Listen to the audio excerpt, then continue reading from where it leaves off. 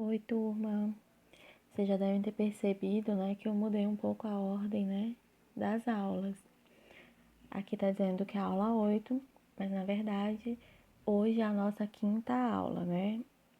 E hoje nós vamos falar sobre programas voltados para a saúde do idoso e para a saúde do homem. Então, quem é a pessoa idosa, né? A legislação diz que a pessoa idosa é aquele cidadão, aquela cidadã que possui 60 anos ou mais. E para comprovar essa idade é muito simples. Basta que esse cidadão, essa cidadã esteja portando ali seu documento de identificação oficial, ou RG, né, que é a carteira de identidade, ou a CNH, que é a Carteira Nacional de Habilitação, e em alguns casos eles consideram também o passaporte, tá? Dessa pessoa. Para nós que vamos trabalhar na assistência, é bem importante que nós conheçamos as dimensões do Estatuto, né, do Idoso. Esse estatuto ele é fruto, né, de uma mobilização da sociedade, assim como o SUS, né? A sociedade lutou bastante para que os idosos tivessem os seus direitos garantidos, assegurados por meio de um estatuto. O Estatuto do Idoso ele é referente à lei de número 10.741 de 2003, então ele é relativamente novo, né? E aí a gente vai falar um pouco sobre as dimensões que o Estatuto do Idoso, né, garante a esse idoso direito à vida, direito à liberdade, né? Ele tem assegurado aí o seu direito de ir e vir, tanto pela Constituição Federal de 1988, quanto pelo Estatuto do Idoso, a ser respeitado, né? Professora, como que eu posso respeitar um idoso? No geral, você pode evitar de estacionar, por exemplo, nas vagas preferenciais no shopping, que lá está escrito idoso, né? Mas quando você vai ver, a pessoa que está entrando ou saindo do carro não é idosa, não tem nenhum idoso dentro do carro. Você pode evitar pegar filas preferenciais, né? Se você não estiver grávida, se você não tiver nenhuma incapacidade física, motora, né? Não há por que você ocupar a vaga de um idoso. Você pode respeitar seus avós em casa, né? São exemplos práticos e do nosso dia a dia. Respeito à dignidade desse idoso, respeito a esse idoso tem direito à alimentação, né? É inadmissível que um idoso que é aposentado, ele recebe, né? Que ele passe fome, que ele passe necessidades, né? Direito à saúde, esse direito à saúde ele é assegurado em todos os níveis de atenção à saúde, tá? E ele tem direito a conviver com a sua família, a conviver em comunidade, tá? Professora, por que você não está me dizendo isso? Porque vocês receberão casos, principalmente para quem trabalhar na atenção primária, aonde vocês vão receber, na verdade, denúncias, né? Que existe um idoso sendo maltratado, que existe um idoso sendo proibido de ir à igreja, existe um idoso que a família sai, passa o dia todo mundo trabalhando fora e ele fica numa rede sem receber alimentos, sem tomar banho, né? E tudo isso que eu tô falando para vocês, se vocês atentarem para as dimensões, né, vocês vão perceber que essa família, né, que esses cuidadores, eles estão o quê? Eles estão indo contra, né, o que rege a legislação que garante os direitos da pessoa idosa, né? Estão indo contra o que diz o Estatuto do Idoso. Se o Estatuto do Idoso diz que esse idoso tem direito a alimentar-se, a família não pode privá-lo, né, de fazer as refeições diárias. Se o Estatuto do Idoso diz que ele tem direito de conviver em comunidade, a família, o cuidador, eles não podem privar esse idoso de ir à igreja, de ir a uma reunião com os amigos, né? Se ele tem direito à saúde, o idoso que está lá acamado, com problemas de saúde, o familiar precisa ir na unidade básica de saúde, explicar a condição, né, atual do seu idoso, e a equipe de saúde vai visitá-lo, a equipe de saúde vai traçar um plano terapêutico para ele, porque ele tem assistência garantida. Agora nós estamos na época da campanha, né, da H1N1. E aí nós temos telefones das instituições, né, das unidades básicas de saúde, que o familiar, qualquer familiar que tenha um idoso acamado em casa, ele pode ligar, que vão profissionais, né, enfermeiro, técnicos de enfermagem, eles vão do posto de saúde, né, da unidade básica de saúde, eles vão vacinar este idoso em casa, tá? E o SUS é universal. Isso independe se a pessoa tem condições ou não, tá certo? Se ele é rico, se ele é pobre, independe disso. Ele tem o direito assegurado de receber a vacina dele em casa, tá? Se for um idoso acamado, no caso, tá bom? Tudo isso para garantir o que diz o Estatuto do Idoso, tá? Com relação às dimensões, né, existentes dentro desse estatuto voltado para o bem-estar do idoso e para a qualidade de vida do mesmo. As principais metas desse programa: aprimorar, manter e recuperar a capacidade funcional desse idoso, né? Valorizando sempre a independência física dele, a saúde mental, né, da pessoa idosa, aonde ele vai poder ali redescobrir possibilidades de viver a sua vida, como também, né, a fase do ciclo vital com a melhor qualidade possível, né? Uma das principais metas desse programa é mostrar para esse idoso, né, que ele pode muito bem desenvolver as suas atividades de vida diária, né? Ele não precisa, se ele tem condições, ele não precisa passar, por exemplo, esperar que alguém vá lhe dar comida, esperar alguém fazer a sua comida, né? Claro que isso varia de idoso para idoso, né? E sempre garantindo ali segurança, né? A vida e a saúde desse idoso. Né? Nós vamos falar agora das doenças, né, que são mais frequentes na terceira idade, né, nessa fase da vida. As doenças mais frequentes, elas estão relacionadas ao aparelho circulatório e respiratório, né? E aí a gente tem as doenças cardiovasculares, o infarto agudo do miocárdio, angina pectoris, insuficiência cardíaca, né? Temos os derrames, né? Acidente vascular cerebral, AVC, famoso AVC. Temos os pacientes oncológicos, aqueles pacientes com câncer, pneumonias, enfisema pulmonar, né? Infecções urinárias, diabetes, osteoporose, hipertensão arterial, sistêmica, né? Todas essas doenças fazem parte, né, das doenças mais frequentes nesse ciclo de vida aí, da pessoa idosa.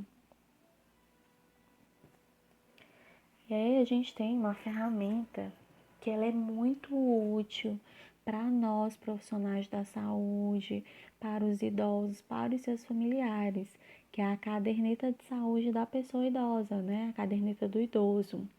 É uma ferramenta de identificação de riscos potenciais para a saúde do idoso, que possibilita ações preventivas, ações de promoção, né, e ações de recuperação pelas equipes de saúde, em especial pelas equipes de saúde da família, né? Lá nós temos todos os dados pessoais dos idosos, né?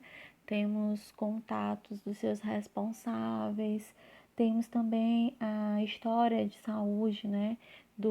Da pessoa idosa, seu histórico de internações, motivos de internações, tá? As doenças crônicas que ele possui, o tratamento que ele faz, temos o esquema vacinal da pessoa idosa lá registrado. Então facilita muito a nossa vida enquanto profissionais, né, da saúde, porque a gente consegue ter uma visão minuciosa das condições, né, de saúde e doença daquele idoso. Nela são encontrados dados sobre sua família, sua condição física, né, tais como ali as, as verificações, né, da pressão arterial, glicemia capilar.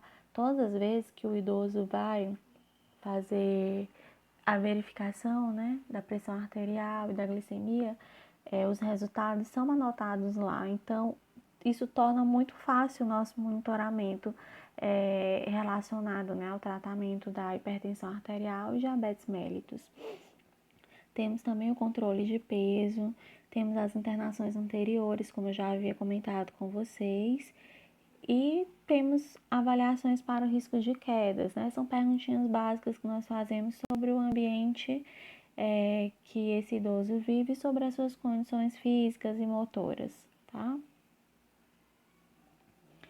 E aí a gente tem o idoso, né? Também tem um calendário nacional de vacinação voltado para a pessoa idosa, né? Assim como a criança, o adolescente, né? O idoso também tem um calendário nacional de vacinação. E aí nós temos o grupo-alvo, que são os idosos, né? A idade, aqueles idosos, né? Que possuem 60 anos ou mais. E aí nós temos a hepatite B em 3 doses, sendo que a gente tem que verificar, né, a situação vacinal dele, né, anterior, né? A hepatite B você dá a primeira dose, 2 meses depois da primeira você dá a segunda dose, 4 meses depois da primeira dose você dá a terceira dose, né? A febre amarela, dose única, também é necessário verificar a situação vacinal do idoso, tá? A pneumocócica, prevenir pneumonias, né?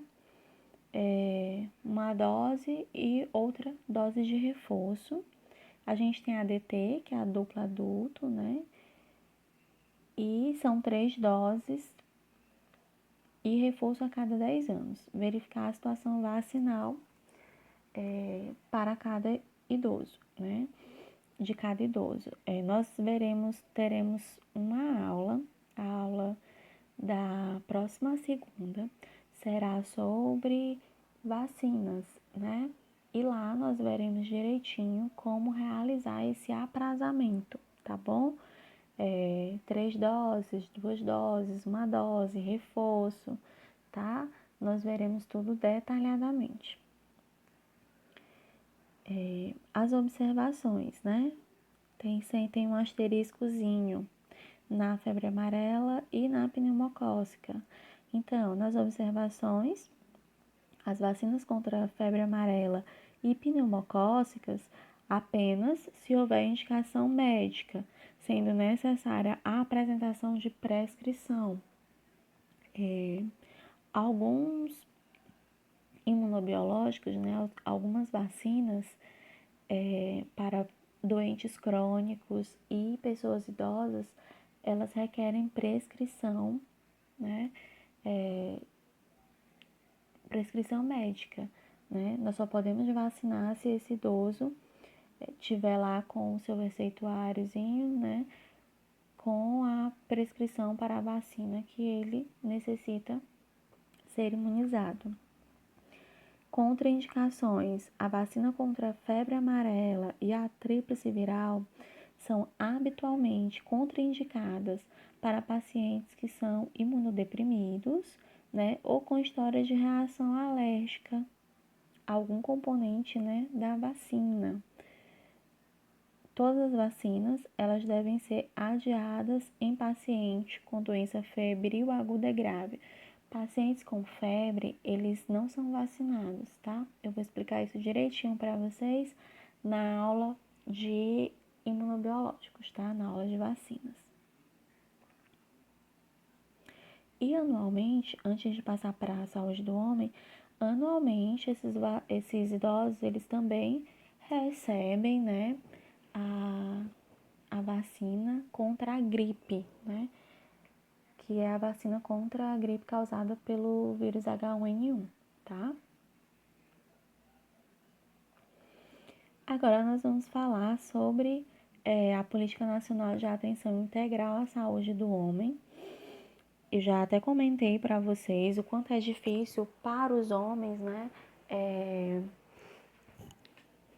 irem sobretudo no nível de assistência primário, né, visto que o homem passa o dia todo no trabalho e as unidades básicas de saúde ficam abertas até às 17 horas e 30 minutos no máximo. Esse programa, ele veio mudar isso um pouco, né? Eu já até comentei que agora em determinadas unidades básicas de saúde, quando elas são polos, né?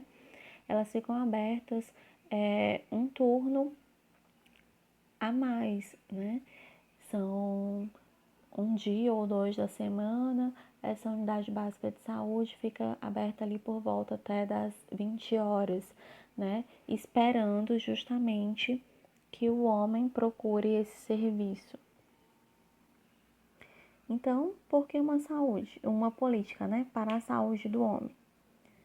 Justamente por causa das dificuldades, né, que esse homem ele enfrentava antes de um programa específico voltado para promover saúde a ele. O Ministério da Saúde apresenta a Política Nacional de Atenção Integral à Saúde do Homem, objetivando assim promover ações de saúde voltadas, né, para a população masculina adulta, né, que compreende aí cerca de 20% da população total brasileira, né?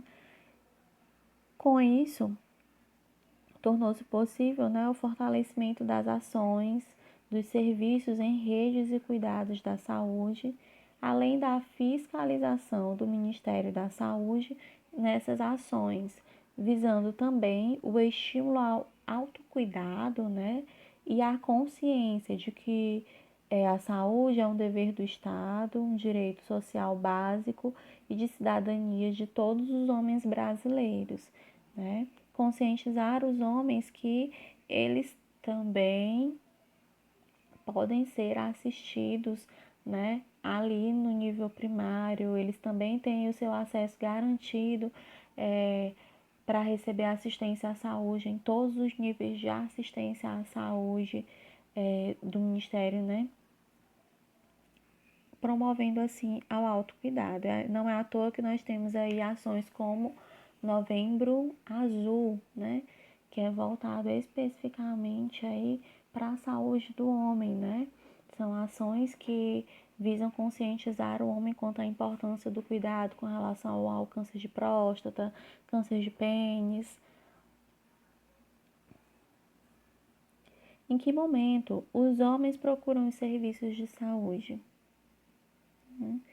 Qual momento vocês acham que os homens procuram o serviço de saúde?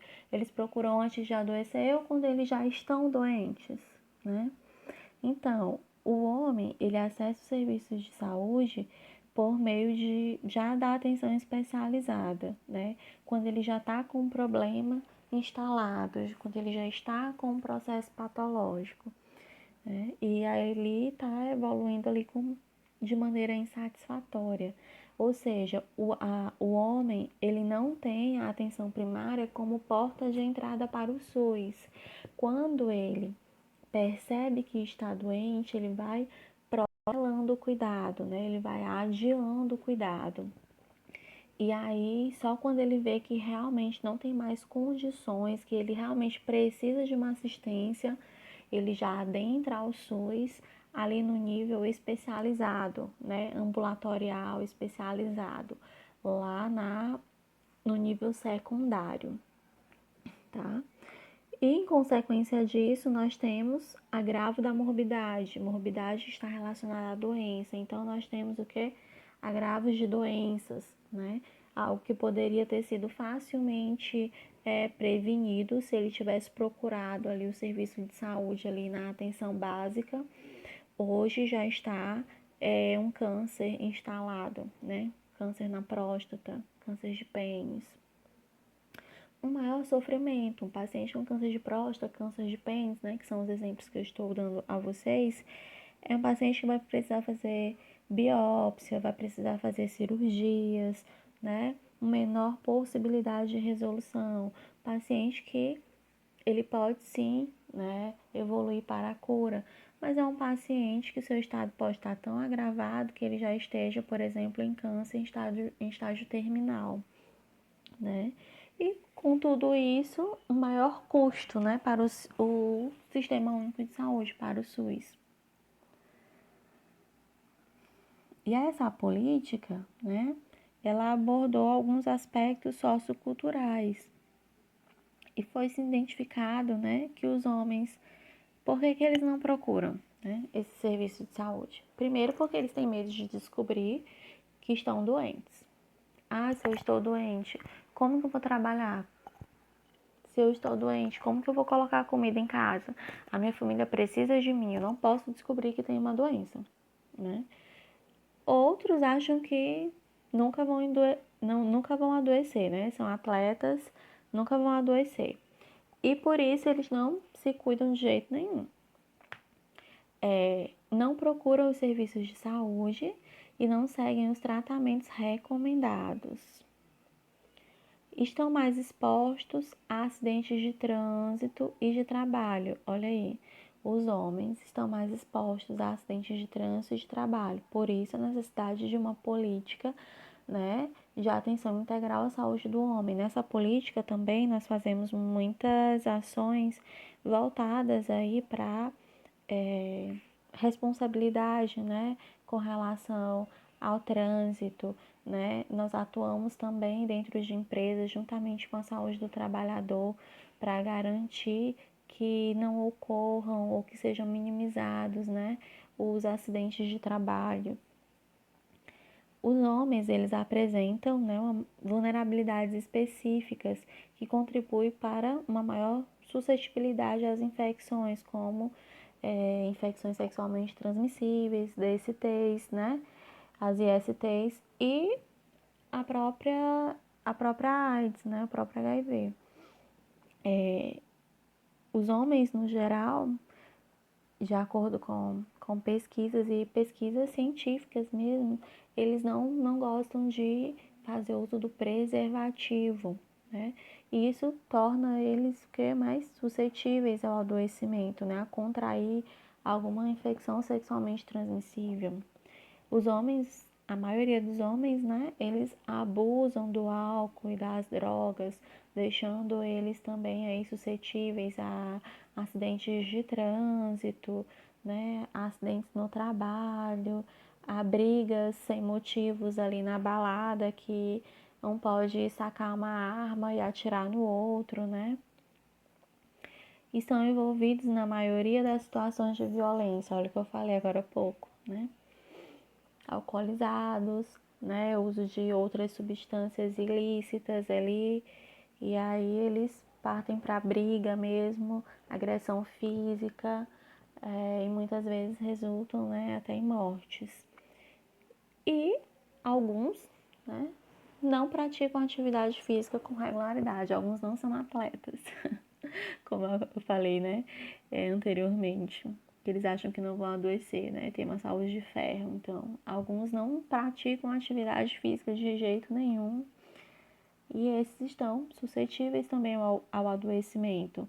Então, foram aspectos importantes identificados, né, que possibilitaram a elaboração e a implementação, né, de uma política voltada para a saúde do homem, né, de uma política onde nós, enquanto profissionais de saúde, vamos fazer ações voltadas para todos esses pontinhos aqui, todos esses aspectos identificados, né?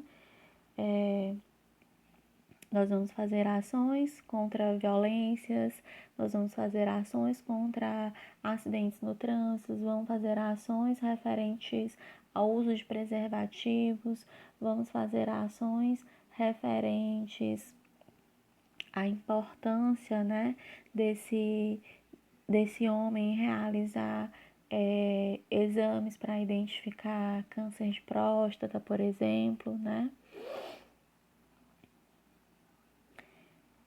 Aí nós temos alguns dados. A cada 3 mortes de pessoas adultas no Brasil, 2 são homens.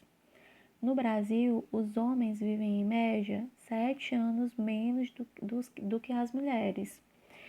E tem mais doenças, né? De coração, câncer, diabetes, colesterol, pressão arterial elevada. Tá? O Ministério da Saúde no Brasil lançou a Política Nacional de Saúde do Homem em novembro de 2008. Então, ela é uma política também nova, né? Com o objetivo, né, de facilitar e ampliar o acesso da população masculina aos serviços de saúde. E das ações, né? Lembro que até as empresas agora, elas estão chamando profissionais da saúde para fazer a conscientização dos seus profissionais quanto à importância deles procurarem, né, os serviços de saúde. Eu lembro que em novembro de 2019, o Ananério foi convidado para fazer palestras no grupo Equatorial. E vários professores e monitores foram às unidades do grupo Equatorial e nós falamos sobre o Novembro Azul, né, as ações referentes ao Novembro Azul, sobre as principais doenças, né, e principalmente sobre a Política Nacional de Atenção Integral à Saúde do Homem. E, por incrível que pareça, muitos deles nem sabiam que eles tinham uma política voltada para eles no âmbito da saúde, né? E foi bem importante, eles gostaram muito. Depois da palestra, muitos homens vieram, né, até mim e falaram: professora, eu tô com esses sintomas aí, né, que nós relatamos para eles relacionados, né, ao câncer de pênis, ao câncer de próstata. Mas aí alguns falaram: professora, eu tô com esses sintomas aí, mas eu sou muito machista, professora. Eu não sei, esses exames aí tudo. E assim, eu conversando com alguns de um lado, os monitores conversando com outros homens do outro lado, né? Certo que eu espero que nós tenhamos, né, desmistificado aí muitas coisas e principalmente com relação, né, ao exame que é realizado para a identificação de doenças como o câncer na próstata. Os problemas que mais afetam a população masculina: câncer de próstata, andropausa. Andropausa é assim, tipo, quase sinônimo da menopausa, né? É aquela fase que o homem também está tendo uma redução da produção dos seus hormônios, né? Disfunção erétil, obesidade, problemas cardiovasculares e infecções sexualmente transmissíveis, né? São os problemas aí de saúde, né? Que mais afetam a população masculina.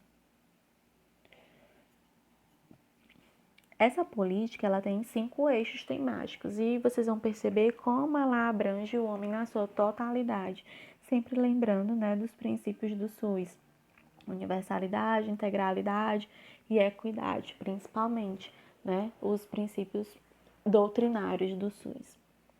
Então, o homem ele tem garantido através dessa política, um dos eixos temáticos é acesso ao SUS e acolhimento.